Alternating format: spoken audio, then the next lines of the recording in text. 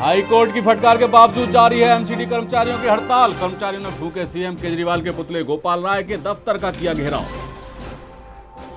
Divyansh case में मनीष सिसोदिया ने उठाए जांच पर सवाल, बोले माता पिता के बच्चे से दुराचार के आरोपी की हुई अनदेखी। पिता बोले दबाया जा रहा है मामला। यूपी राजस्थान के 2 और आईएसआई संदिग्धों की गिरफ्तारी। हरदोई में एनआईए ने यूपी एटीएस की मदद से संदिग्ध को पकड़ा। वहीं जैसलमेर एयरफोर्स के पास से एक और संदिग्ध गिरफ्तार। गुजरात जमीन विवाद पर आनंदीबेन की बेटी की सफाई, कहा कुछ गलत नहीं किया है, मीडिया रिपोर्ट को नकारा। और शनि सिंगणापुर मंदिर में पूजा विवाद पर सभी पक्षों की बैठक। मुख्यमंत्री देवेंद्र फडणवीस करेंगे आखिरी फैसला, दोनों पक्ष राजी।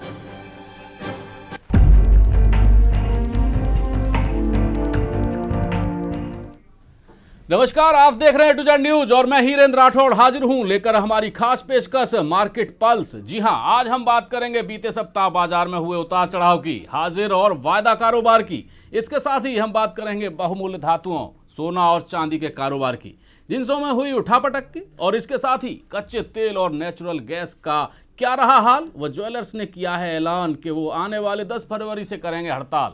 शेयर बाजार की कैसी रही चाल और सेंसेक्स और निफ्टी का क्या रहा हाल। और पूरे कार्यक्रम में हमारे साथ चर्चा के लिए स्टूडियो में मौजूद रहेंगे मार्केट एक्सपर्ट लक्ष्य अरोड़ा। तो आइए शुरू करते हैं मार्केट पल्स।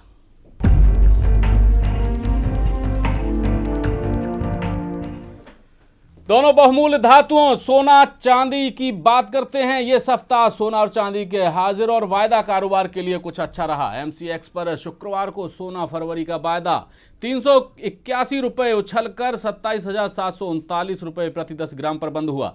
सोना अप्रैल का वायदा 112 रुपये चढ़ा और यह 27,534 रुपये पर बंद हुआ। सोने का जून का वायदा 104 रुपये उछलकर 27,726 रुपये पर पहुंच गया।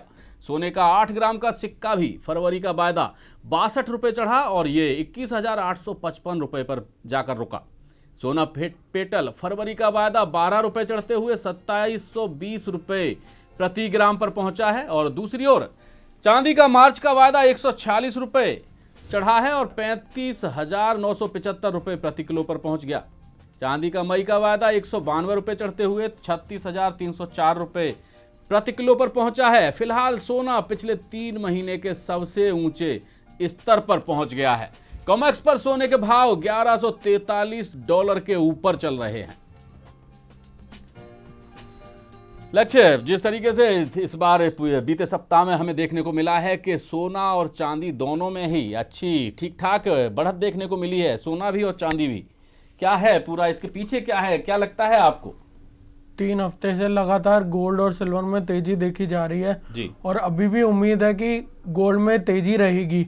लगभग 29,000 तक गोल्ड जा सकता है और सिल्वर में अभी भी तेजी है, लेकिन 37,000 तक का टारगेट दिखाई दे रहा है जी। और आने वाले टाइम में भी चाहे इंटरनेशनल बाजार है या हमारा बाजार है, कमोडिटी मार्केट में एक स्ट्रॉन्ग बाइंग देखी जा रही है FIIs के थ्रू जी। और आने वाले टाइम में स्ट्रॉन्ग ही रहेगा हमारा बाजार। जो कमोडिटी बाजार है उसमें धीरे धीरे जो इन्वेस्टमेंट है बढ़ती जा रही है और स्टॉक मार्केट में कम होती जा रही है जी। क्योंकि इस बार जो रिपोर्ट आई थी फेड की तो उन्होंने इंटरेस्ट चेंज नहीं किया। इसका मतलब अभी भी गोल्ड सिल्वर में अब तेजी रहेगी जी। और आने वाले टाइम में जैसे 3 हफ्ते 4 हफ्ते की बात करें तो लगातार और तेजी देख सकते हैं, लेकिन थोड़ी बहुत गिरावट भी देखी जा सकती है। लगभग 500 से 600 पॉइंट की गिरावट देखोगे, लेकिन उसके बाद एक रिकवरी देखी जा सकती है दोनों में जी। और इंटरनेशनल डॉलर की बात करें वो भी अब 1100 के ऊपर सस्टेन कर रहा है जी। तो आने वाले टाइम में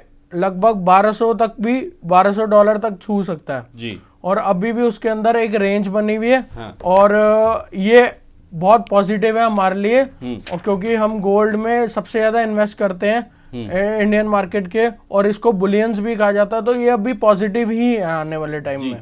यानी कि आपने पॉइंट्स की बात करी है, पॉइंट्स के अलावा अगर बात करें हम इसकी रुपयों की, तो रुपयों के हिसाब से कितना उतार चढ़ाव देखने को मिल सकता है सोना और चांदी? लगभग 200 पॉइंट चढ़ावट मिल सकती है। लगभग 29,500 मैक्सिमम छू सकता है आने वाले टाइम में, और गिरावट लगभग 25,000 के 25,800 के रेंज में एक बार ही छू सकता है बाजार, क्योंकि इतनी बढ़त के बाद थोड़ी बहुत आने वाले टाइम में रिट्रेसमेंट आनी भी जरूरी होती है जी। और लगभग रिट्रेसमेंट जो आएगी वो 25,800 25,500 के आसपास आ सकती है, फिर एक रिकवरी आने वाले टाइम में देखी जा सकती है। प्रोग्राम को आगे बढ़ाते हैं और मेटल सेगमेंट की बात करेंगे तो पूरे सप्ताह गिरावट का असर रहा है। कॉपर फरवरी का वायदा ₹1.70 घटा है और ये ₹317.50 पर बंद हुआ। वहीं निकल का फरवरी का वायदा 4.17% की गिरावट के साथ ₹555.80 प्रति किलो पर बंद हुआ है। शीशा फरवरी का वायदा 1.68% गिरते हुए ₹120.30 पर बंद हुआ। जिंक का फरवरी का वायदा 2.32% गिरा और ये ₹113.55 पर बंद हुआ है। एल्यूमिनियम में बात करें तो इसमें भी 2.11% की गिरावट आई है और ये ₹102.25 पर बंद हुआ है। यानी कि लक्ष्य कहा जा सकता है कि एक बार फिर बेस मेटल्स में कहीं ना कहीं गिरावट इस सप्ताह रही है। हालांकि पहले ये माना जा रहा था कि आने वाले दिनों में इसमें ठीक ठाक बढ़त हो सकती है, क्योंकि अब जो मैन्युफैक्चरिंग यूनिट्स हैं उनकी डिमांड बढ़ सकती है। एल्यूमिनियम की बात करें तो मंडे टू थर्सडे इसमें एक रेंज बाउंड बंदा रहा। इसका मतलब जब भी रेंज बाउंड होता है तो बाजार एक टाइप में घूमता है और रेंज बाउंड के बाद एक बड़ी उछाल या गिरावट देखने को मिलती है, जैसे इस फ्राइडे देखने को मिली। और हम कॉपर की बात करें, कॉपर के अंदर हमारे डाउन एक कॉपर के अंदर एक तेजी देखने को मिली और फ्राइडे का बाजार था बेस मेटल का, उसमें एक गिरावट देखने को मिली। वैसे ओवरऑल अभी भी ट्रेंड पॉजिटिव ही है और आने वाला भी यही ट्रेंड कहता है कि वो अभी भी पॉजिटिव रहेगा, क्योंकि इसकी जो धीरे धीरे डिमांड है वो बढ़ती जा रही है। और अगर कॉपर की बात करें, कॉपर एक दिन चढ़ा था, उसके बाद गिरावट हुई। उसके बाद निकल की बात करें, निकल में एक डाउनफॉल देखा गया क्योंकि इंटरनेशनल बाजार में भी अभी बाइंग नहीं है। और जिंक की बात करें, जिंक में 61.8% की रिट्रेसमेंट हुई है। वैसे तो अभी पॉजिटिव है, लेकिन इतने परसेंट की रिट्रेसमेंट हुई है, अभी भी आने वाले टाइम में पॉजिटिव ही रहेगा। और अगर हम बात करें ओवरऑल इंटरनेशनल डिमांड की, वो चाइना में डिमांड बढ़ती जा रही है। जी बिल्कुल ठीक है, तो कार्यक्रम को आगे बढ़ाते हैं। अंतर्राष्ट्रीय बाजार में बीते सप्ताह कच्चे तेल और नेचुरल गैस में हल्का उछाल देखने को मिला है। फरवरी के वायदा सौदों में कच्चे तेल के दाम 0.83% की गिरावट के साथ बंद हुए हैं हालांकि, और 2163 रुपये प्रति बैरल पर बंद हुआ। कच्चे तेल में 18 रुपये की गिरावट दर्ज की गई है। इसी तरह क्रूड ऑयल मिनी फरवरी के वायदे में 19 रुपये की गिरावट आई और ये भी 2163 रुपये प्रति बैरल पर बंद हुआ है। वहीं नेचुरल गैस के फरवरी के वायदे में 5.3% की बढ़ोतरी के साथ 140.60 प्रति MMBTU पर बंद हुआ। नेचुरल गैस में 7.50 का उछाल आया है। बताया जा रहा है कि डॉलर में कमजोरी आने से क्रूड में 8% का उछाल देखने को मिला है। गुरुवार को डॉलर में कमजोरी और ओपेक नॉन ओपेक देशों में प्रोडक्शन को लेकर करार की संभावना से क्रूड में तेजी आई है। पिछले हफ्ते अमेरिका में कच्चे तेल का भंडार 70 लाख बैरल बढ़ा है। हालांकि कच्चे तेल के उत्पादन में कमी की आशंका अब भी बरकरार है।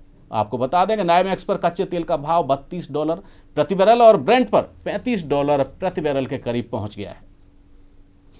लक्ष्य हम अगर पूरे हफ्ते की बात करें तो करीब 8% चढ़ा है। हालांकि अंतिम दिन में, कारोबार के अंतिम दिन शुक्रवार को जरूर इसमें थोड़ी सी गिरावट देखने को मिली है क्रूड ऑयल की।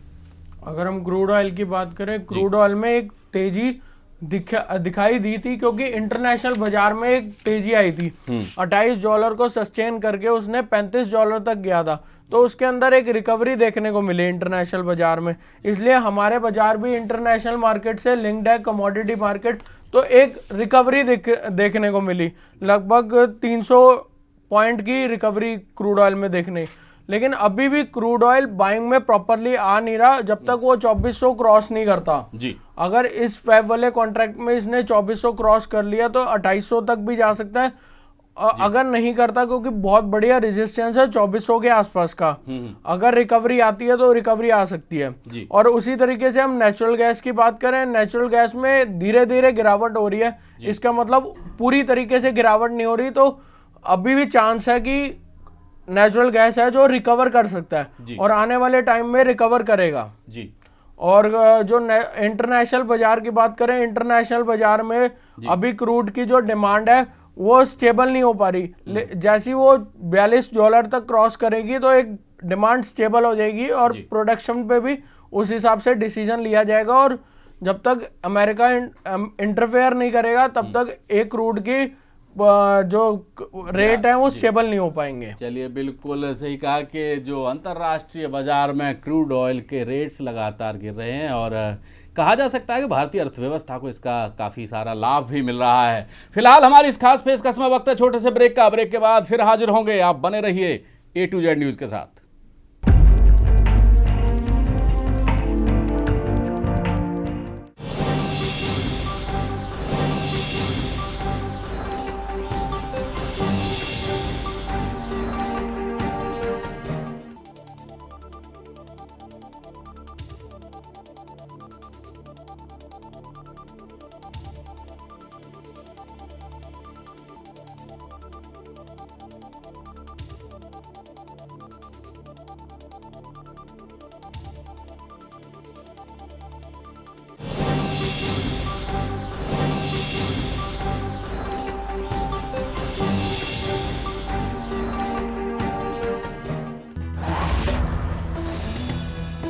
नई उम्मीद, नया जोश, जोश मोबाइल।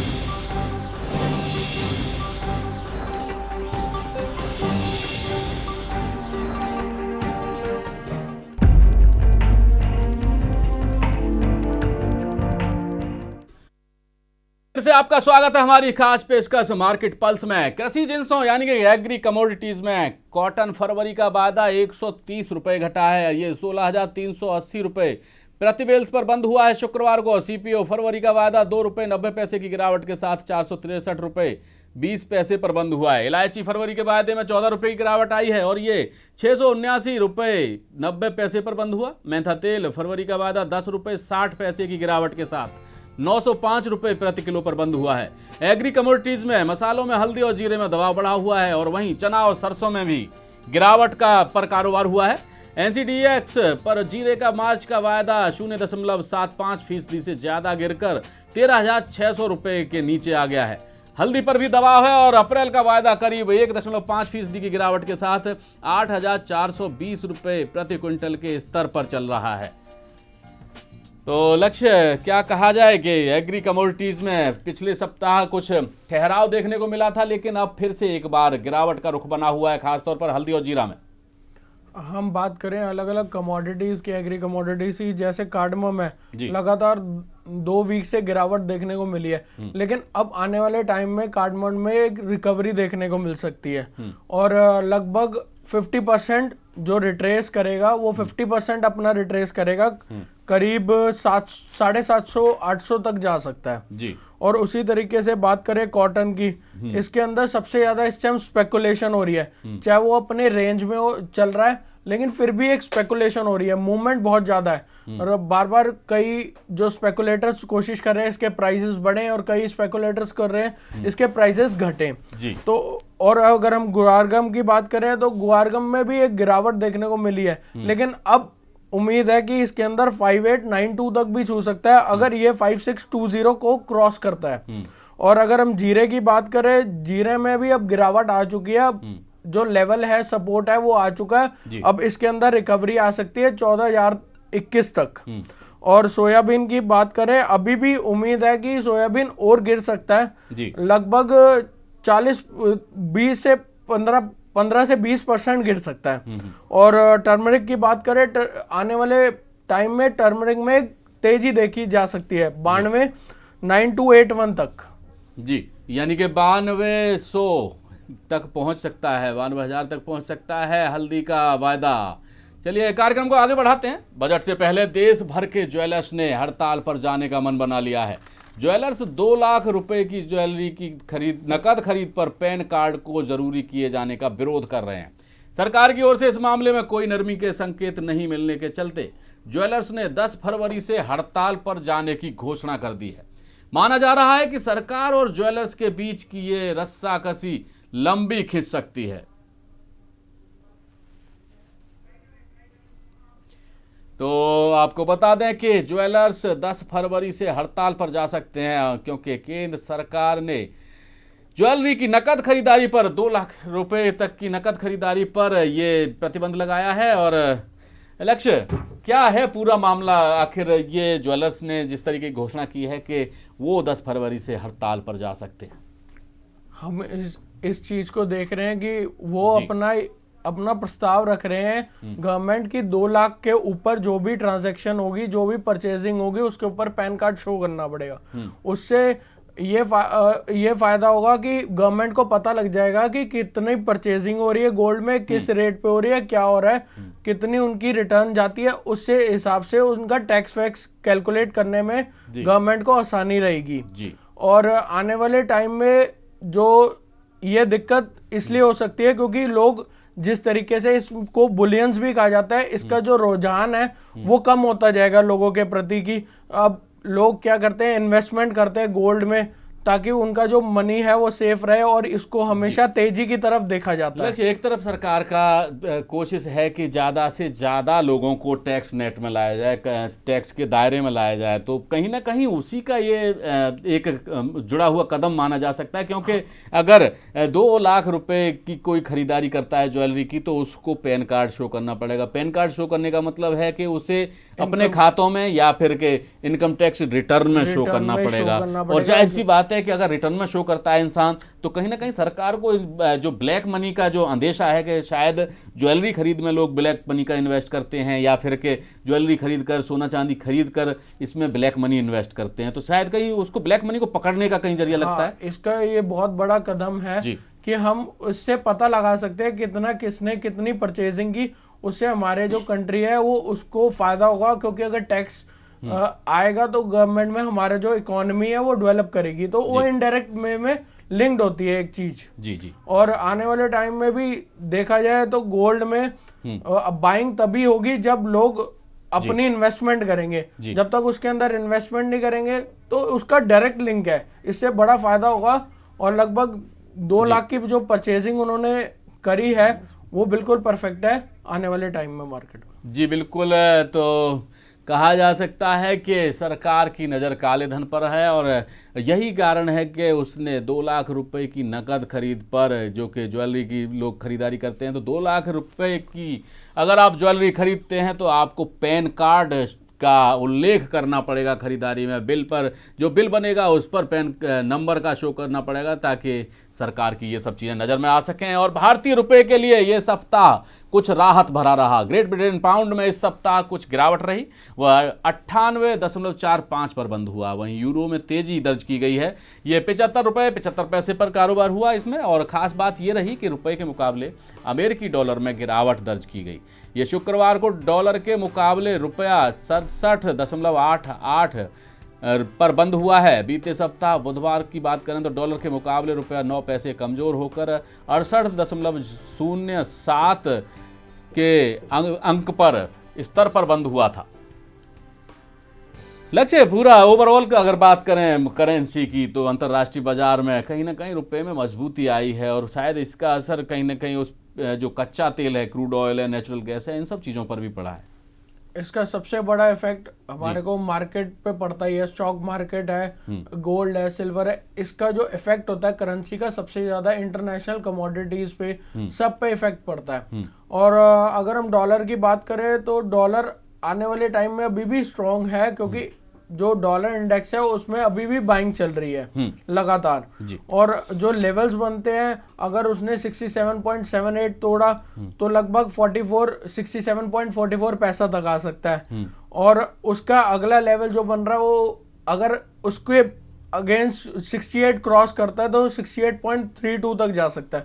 तो ये लेवल्स हैं जो उसको सक्सीड करेंगे या रेंज बाउंड रहेंगे। जी। अगर वो उसको क्रॉस करते हैं तो उसमें तेजी देखने को मिल सकती है। जी। और अगर हम यूरो की बात करें तो अब मैक्सिमम लेवल जो हो चुका है वो 75.97 है। उसके बाद अब जो बॉटम बन रहा है वो अब जो यूरो है वो अब गिरेगा, लगभग 1.5-2 रुपए गिर सकता है, क्योंकि अब जो टेक्निकल की भाषा में कहते हैं डोजी वो बन चुका है।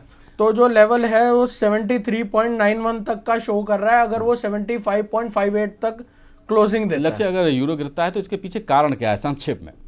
उसका मेन कारण है यूरो के जो मार्केट है वो डिपेंड करती है किस हिसाब से चल रही है। अगर हमारी मार्केट स्ट्रांग है तो हमारा जो रुपया है वो स्ट्रांग होगा, और अगर उनकी मार्केट स्ट्रांग है तो वो यूरो तेज रहेगा। चलिए, तो करेंसी बाजार का सारा दारोमदार मार्केट की स्ट्रेंथ पर टिक कर रह जाता है। और फिलहाल हमारी इस खास पेशकश में वक्त है छोटे से ब्रेक का। ब्रेक के बाद भी चर्चा जारी रहेगी। आप बने रहिए A to Z न्यूज के साथ।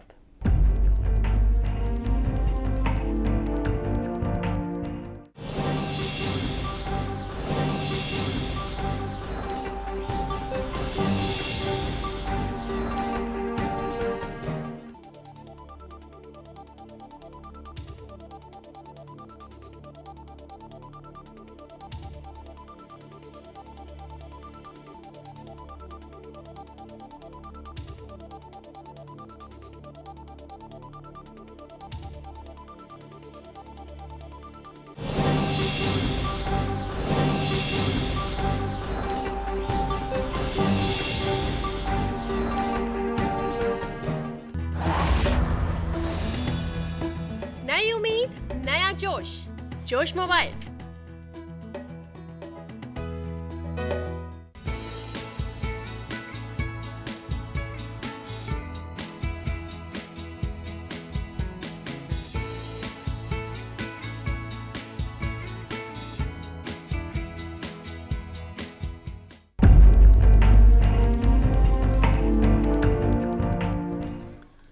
ब्रेक के बाद फिर से आपका स्वागत है हमारी खास पेशकश मार्केट पल्स में। शेयर बाजार के लिए बीता सप्ताह संतोषजनक रहा। सेंसेक्स में 278.54 अंकों की बढ़त के साथ शुक्रवार को बंद हुआ। वहीं सेंसेक्स 1.14% की बढ़ोतरी के साथ शुक्रवार को 24,616.97 अंक पर पहुंच गया। वहीं निफ्टी में भी बीते सप्ताह 1.15% की बढ़ोतरी हुई है। निफ्टी 85.10 अंकों की बढ़त के साथ 7,489 के अंक पर बंद हुआ है। और कहा जा सकता है कि निफ्टी और सेंसेक्स में ये सप्ताह मजबूती भरा रहा। लक्ष्य, क्या कहेंगे? फिर से एक बार सुधार आता दिख रहा है क्या शेयर बाजार में? 3 दिन तो लगातार गिरावट रही, फिर उसके बाद एक रिकवरी देखने को मिली कम से कम 200 पॉइंट की। अभी भी जो लेवल मैक्सिमम शो कर रहा है वो 7610 कर रहा है, और 7610 क्रॉस करता है तो 7724 तक छू सकता है जी। और उसी तरीके से जो सेंसेक्स की बात करें, सेंसेक्स का मैक्सिमम लेवल है 25,300 लगभग छू सकता है। उसके बाद गिरावट देखने को मिल सकती है दोनों इंडेक्सेस में। और उसी तरीके से हम बैंक निफ्टी की बात करें, बैंक निफ्टी में एक तेजी देखने को मिल सकती है लगभग 15,665 तक जी। और जो इंडेक्सेस है वो इस टाइम रेंज बाउंड काम कर रहे हैं और शेयर्स में लगातार गिरावट और देखी जा सकती है जी। और अब जो मार्केट है वो रेजिस्टेंस लेवल पे है और उसके बाद एक लगभग गिरावट देखने को मिल सकती है मार्केट में। बिल्कुल गिरावट देखने को मिल सकती है आने वाले समय। शेयर बाजार की उठापटक और स्टॉक के गिरते दामों ने घरेलू निवेशकों को निराश कर दिया है। म्यूचुअल फंड पर इसका साफ तौर पर असर देखने को मिल रहा है। इक्विटी म्यूचुअल फंड योजनाओं के आंकड़े देखने से पता चलता है कि साल 2016 के पहले महीने में सिर्फ 2,914 करोड़ रुपए का निवेश हुआ है। ये आंकड़ा भले ही छोटा ना लगता हो, लेकिन साल 2015 के औसत के मुकाबले ये महज 40% ही है। 2015 में म्यूचुअल फंड्स में औसत निवेश 7,550 करोड़ रुपए रहा था। सेंसेक्स में एक ही महीने के भीतर 4.8% की गिरावट से निवेशकों का भरोसा डिगा है। विदेशी निवेशक जिस तरह से बिकवाली का रुझान दिखा रहे हैं, ऐसे में अगर म्यूचुअल फंड में निवेश की रफ्तार धीमी पड़ी तो बाजार की सेहत के लिए ये और खराब साबित हो सकता है। लक्ष्य, क्या कहा जाए? म्यूचुअल फंड्स की बात करते हैं तो कहीं ना कहीं इसमें निवेशक हाथ खींचने लगे हैं। अब धीरे धीरे जैसे जैसे मार्केट नीचे गिरती जा रही है तो जब भी नीचे गिरती है मार्केट तो तब कोई भी नहीं इन्वेस्ट करता। हमेशा जब भी एक गिरावट आए मार्केट में तभी इन्वेस्ट करना चाहिए। जी। और आने वाले टाइम में थोड़ी बहुत और गिरावट आएगी, उसके बाद अपना जो पोर्टफोलियो उस तरीके से स्टेबल करें कि अभी जो गिरावट आई है उसमें 40% इन्वेस्ट करें, फिर 30% इन्वेस्ट करें, फिर 40%। उस हर गिरावट पे इन्वेस्ट करें इस तरीके से ताकि जो पोर्टफोलियो है वो सेफ रह सके और उसी तरीके से जो अपनी पोजीशन है हेजिंग कर सके। जैसे इस बार का जो कॉन्ट्रैक्ट वो बाय कर ले, नेक्स्ट वाला सेल कर दे, उसके हिसाब से जो पोजीशन है वो हेजिंग हो जाएगी और उसी लेवल पे हम जो मार्केट है उस हिसाब से चला सकते हैं। लेकिन क्या एक सवाल ये भी उठता है कि किस तरीके के, क्योंकि जो इस तरह इस समय जो परिस्थितियां बनी हुई हैं बाजार की, मार्केट की, उसके मुताबिक किस तरह के म्यूचुअल फंड्स में निवेशकों को निवेश करना चाहिए, खासतौर पर जो छोटे निवेशक हैं उनको? अभी जो मार्केट है वो अभी एक गिरावट के बाद इन्वेस्ट करना ज़्यादा फायदेमंद रहेगा, क्योंकि लगभग अभी 200 पॉइंट की और रैली आ सकती है, उसके बाद एक गिरावट आएगी, उसके बाद सही टाइम होगा जो इन्वेस्ट करने का। जी। जो बैंकिंग सेक्टर के जो म्यूचुअल फंड्स है वो इस टाइम सबसे सेफ है, जैसे SBI है, HDFC है, PNB, इन सब के जो म्यूचुअल फंड है वो ज़्यादा फायदेमंद है और आने वाले टाइम में इन्हीं में इन्वेस्ट करना चाहिए। जी बिल्कुल लक्ष्य, बहुत बहुत शुक्रिया आपका हमारे साथ इस चर्चा में शामिल होने के लिए। तो निवेशकों के लिए ये खास सलाह है, एक्सपर्टों का कहना है कि इंतज़ार करें और जब बाजार थोड़ा ठंडा हो, थोड़ा नीचे हो, तभी इन्वेस्ट करें। और ख़ास तौर पर म्यूचुअल फंड्स की बात है तो बैंकिंग क्षेत्र आपके निवेश के लिए अच्छा रहेगा। फिलहाल आज की हमारी इस खास पेशकश में बस इतना ही। देश और दुनिया की खबरों के लिए आप देखते रहिए A to Z news. Hirendra Rathore को दीजिए इजाज़त। नमस्कार।